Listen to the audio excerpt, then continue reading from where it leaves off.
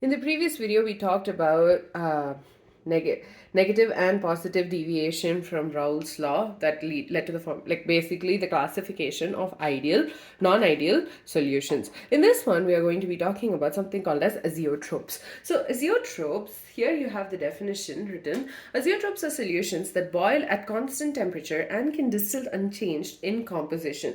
So this basically means that, let's say you have a solution containing two components, A and B, and A and B are liquids. Okay, do you remember the process of distillation? I hope you do. That's where you boil liquids or a solid and a liquid, and basically you collect the liquid in a separate container because it evaporates and then condenses, and then it leads to the separation of the liquids. I think you had that in the organic chemistry chapter last year. So while you do this, while two components, a solution containing two liquid components are boiled at a constant temperature, the composition of the liquid and the vapor will be the same. So these solutions can actually not even be separated by fractional distillation. So fractional distillation is when you have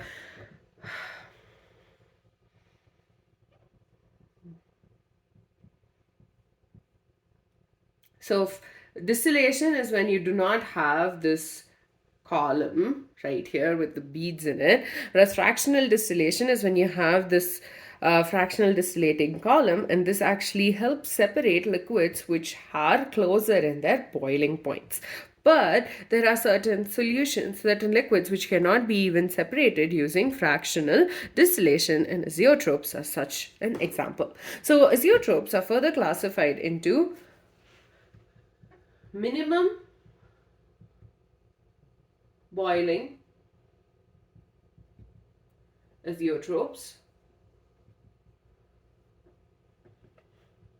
and the second one is maximum boiling azeotropes.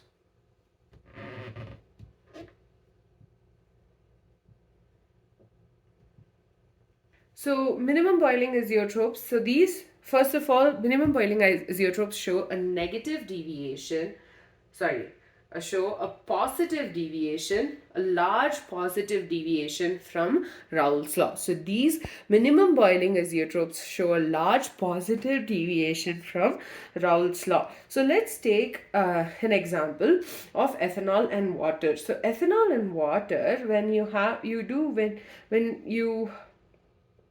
try and obtain ethanol from the fermentation of various sugars, you have an ethanol and water mixture that is formed. When this particular mixture is fractionally distilled or distilled using fractional distillation, you will be able to get it to a case where it's 95% volume ethanol. So once it gets to that composition, the liquid and the vapor phase, so the liquid, that is the ethanol and the water mix, and the vapor phase in the fractional distillation tube will have the same composition. After this point, you have an azeotrope being formed because the composition of the liquid and the vapor is the same when they boil. So that is why you'll only be able to get 95% volume of ethanol. So because of this, it's actually not that easy for us to obtain an ethanol mixture, by fractionally distilling it with like water. The only maximum purity you can get to is 95% volume of ethanol. Another example, the next one is maximum boiling azeotropes. Obviously, they are formed by solutions which have a huge negative deviation from Raoult's law. So negative deviation from Raoult's law forming maximum boiling azeotropes, whereas positive deviation from Raoult's law are forming minimum boiling azeotropes. So example for this one is nitric acid and water. So nitric acid, when it's at 65% HNO3 and 32% water by mass, forms the azeotrope, and their boiling point is about 393.5 Kelvin.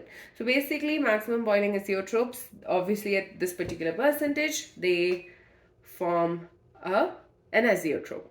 And these are formed by negative solutions which show a huge negative deviation from Raoult's law. And if you think about it, the reason this is forming a minimum boiling azeotrope is because let's take a solution of ethanol and water. Okay, ethanol and water separately have their own boiling points.